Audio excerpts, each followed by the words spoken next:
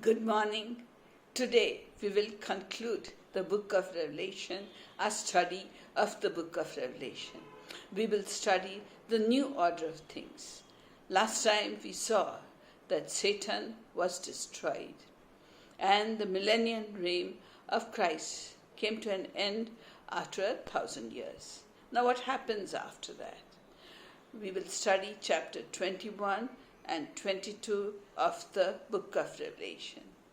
And according to chapter 21 and verse 1, we see in the vision that John was having, he saw a new heaven and a new earth.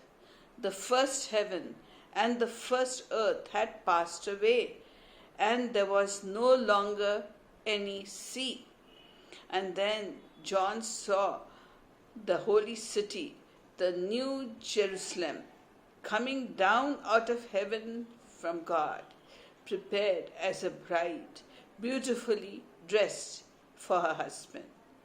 And I heard a loud voice from the throne of God saying, "Look, God's dwelling place is now among the people, and He will dwell with them. They will be His people, and God Himself will be with them and be their God." So God is going to create a new heavens and a new earth. There will be a new order of things, and the situation will be even much better for man than it was in the Garden of Eden in the book of Genesis. So human history begins with the Garden of Eden, and human history as we know it ended in chapter 20 of the book of Revelation with the destruction of Satan and the judgment, in which those whose names are in the book of life will come to New Jerusalem, and those whose names are not in the book of life, they will suffer in the lake of fire for eternity.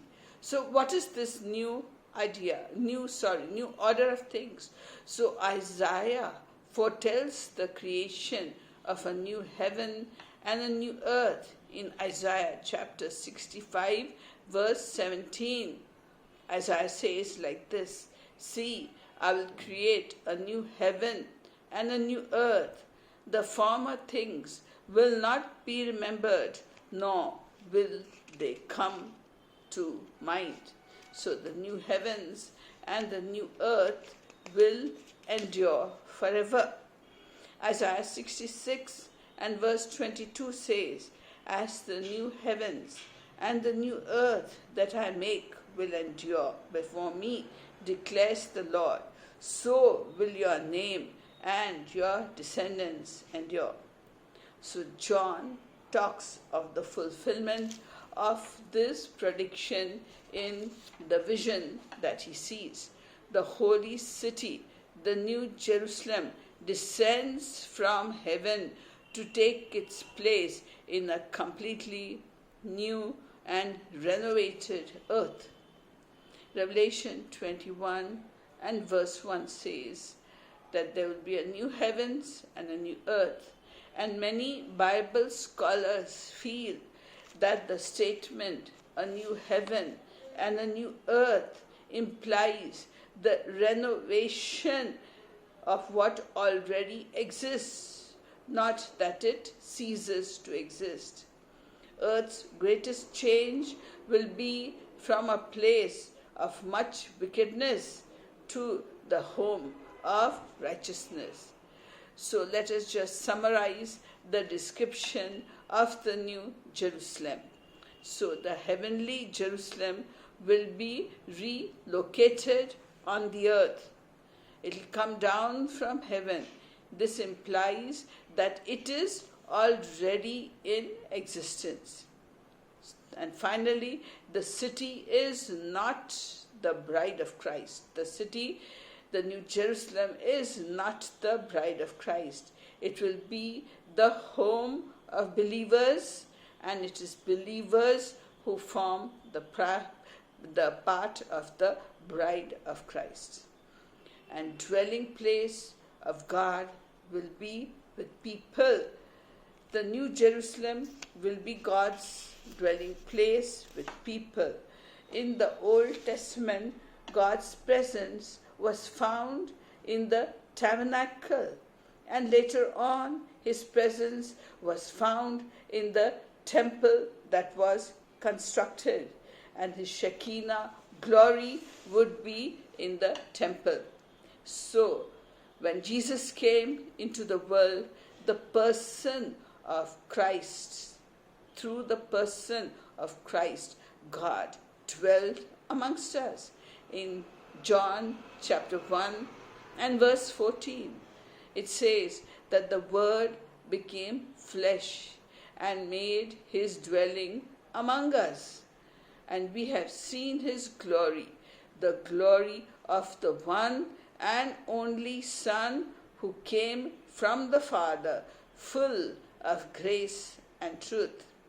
So today, God lives in the believers' hearts through the Holy Spirit, and we know and feel the presence of God in us through faith.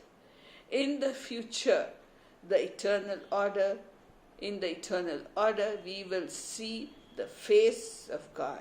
Revelation chapter 22 and verse 4, it says that they will see his face and his name will be on their foreheads. So we will see the Lord God Almighty.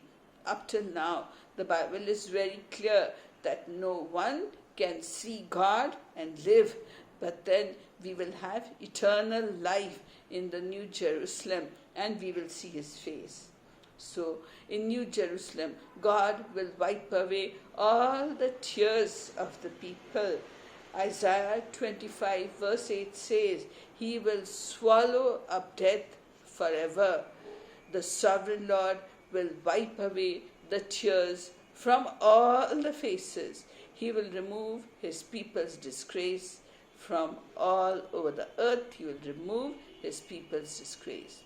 The evils and the troubles that have oppressed mankind will be banished forever, and the curse will be lifted.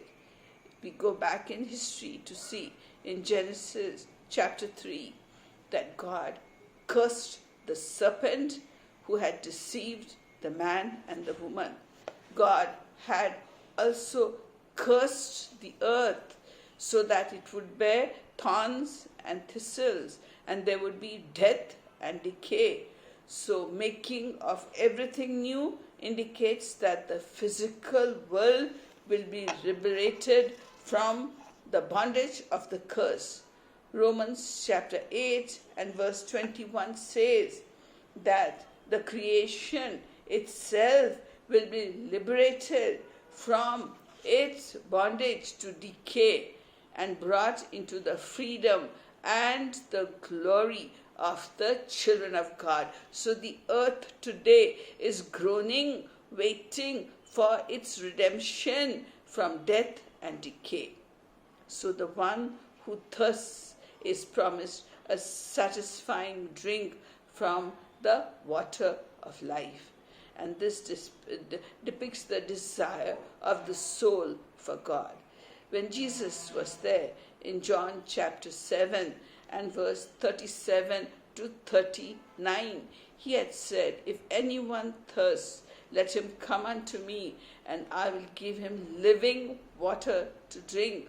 He said, the one who thirsts from me, out of his depths shall flow rivers of living water. So this term refers to the Holy Spirit who indwells believers and satisfies their thirst for God.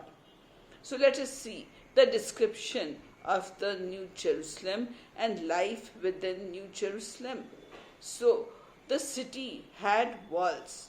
So the city has walls, and it has 12 gates, each made up of a single pearl, and each gate has the name of the 12 tribes of the children of Israel. Each gate is named after one tribe out of the 12 tribes of the children of Israel.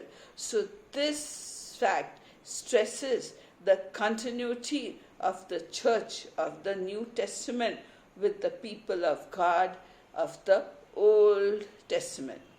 So the names of the 12 apostles will be on the foundations stone of the wall of this New Jerusalem. This emphasizes that once again there's unity of ancient Israel with the church.